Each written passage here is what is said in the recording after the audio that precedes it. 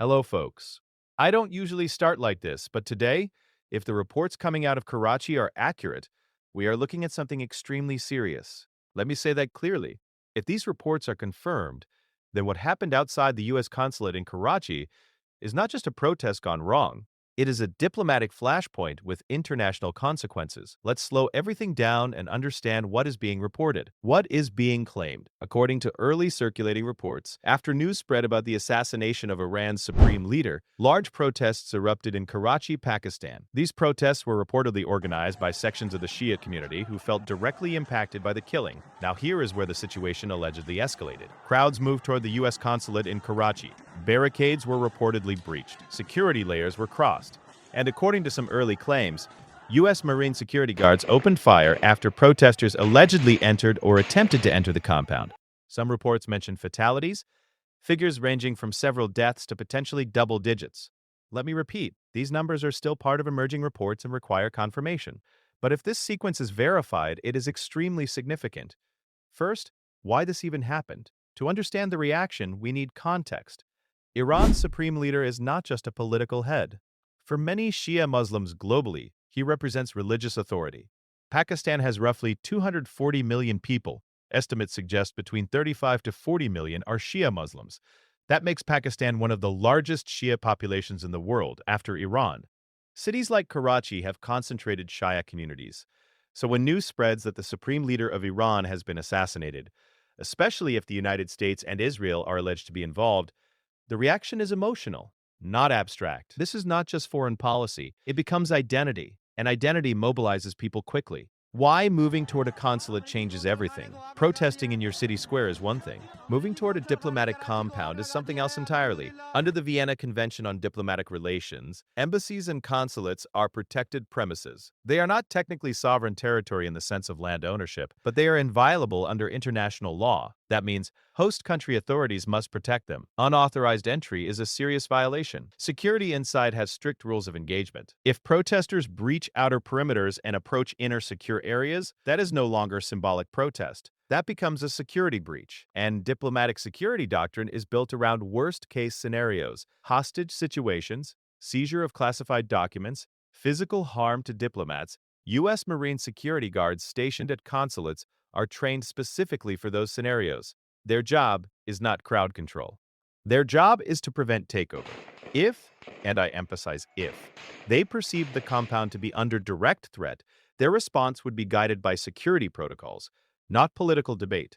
How escalation happens in real time. Crowd psychology moves faster than government statements. What likely happened, based on similar past events? 1. News spreads. 2. Emotional gatherings form. 3. Chants intensify. 4. Police deploy barricades. 5. Tear gas is used. 6. A smaller, more aggressive group pushes forward. 7. Outer barriers are tested. 8. Security inside shifts to defensive posture. 9. A red line is crossed. That red line is the moment that changes everything. And once force is used, even if warnings were issued, the narrative shifts from protest to bloodshed. If fatalities are confirmed, if the reported deaths are confirmed, then this becomes a domestic crisis in Pakistan, a diplomatic crisis between Pakistan and the United States, a propaganda moment for Iran, a regional instability multiplier. Because now the conversation isn't about Khamenei alone, it's about protesters killed outside U.S. consulate. That headline travels globally. Regional ripple effects look beyond Karachi. After reports of Khamenei's assassination, demonstrations were seen not only in Pakistan, but also in Iraq, particularly near the U.S. Embassy in Baghdad's Green Zone. If Karachi turns deadly, it increases tension in other hotspots, Baghdad, Beirut, possibly parts of India with Shia populations. Gulf states monitoring closely, diplomatic compounds worldwide would raise alert levels immediately. Because once one incident occurs, copycat escalation becomes a real risk. There are two legal responsibilities here. 1. Host country obligation. Pakistan is required under international law to protect diplomatic missions. 2. Diplomatic security obligation. The United States is obligated to protect its personnel and classified material. If a crowd breaches security layers, both responsibilities collide in seconds, and that is where tragedy can occur. If confirmed, this will create pressure on Pakistan's government. Why did the crowd reach that point? Was police response sufficient? Was coordination clear with U.S. officials? The United States? Was force proportional? Were warnings sufficient? Could escalation have been avoided? Iran. How will Tehran frame this incident? Will this be used to mobilize further demonstrations? Let's not reduce this to pure geopolitics. When religious leaders are killed, people react emotionally. When protesters feel ignored, they escalate. When security forces feel threatened, they respond. And when those forces meet in a confined diplomatic zone, the result can be irreversible.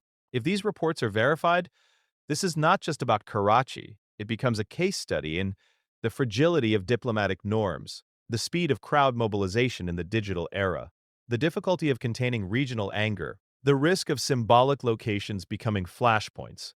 Diplomatic compounds are supposed to represent dialogue. When they become battlegrounds, it signals deep instability. We must wait for confirmed official statements and verified casualty numbers. But if the core elements of these reports are accurate, breach of a diplomatic compound and lethal force used, then this is a defining moment. Not because it was inevitable, but because it shows how quickly emotion, geopolitics, and security doctrine can collide. And once they collide, nobody fully controls what happens next. Stay informed, wait for verification, and watch how governments respond in the coming hours, because that response will tell us whether this was a contained incident or the beginning of something much larger. We'll keep tracking this as more verified information comes out. In moments like this, facts matter more than noise, and patience matters more than outrage. If you found this breakdown useful, share it with someone who wants clarity instead of chaos. I'll see you in the next update. Stay informed, stay calm, and think before you react.